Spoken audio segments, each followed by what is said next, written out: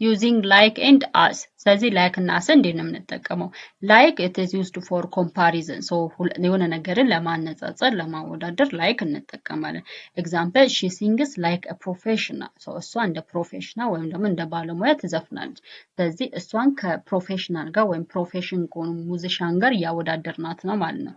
as ደግሞ used for roles or function ስለዚህ ለፋንክሽን ወይም ደግሞ የሱ ሮል እንደዚህ ነው የሷ ሮል ወይም ደግሞ የሷ ፋንክሽን የሷ ስራ እንደዚህ ነው ብለን ለመግለጽ we can use as like he works as a teacher he works as a teacher so እሱ ስራው አስተማሪ ነው ለማለት ስለዚህ እሱ እንደ አስተማሪ ነው የሚሰራው ስለዚህ የሱን ፋንክሽን እየገለጽን ነው ማለት ስለዚህ you as used for function or roles ነው የምንጠቀመው so remember to use like for similarities and as for roles ስለዚህ ማስታወስ አለባችሁ likeን የምንጠቀመው it is for similarities ለምሳሌ she sings like a professional ስንል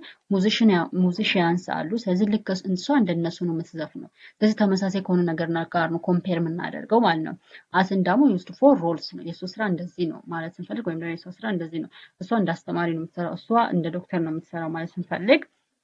he works as a teacher he works as a doctor ስለዚህ ስራውን ሮሉን ሚናውን ለመግለጽ ስንፈልግ we use as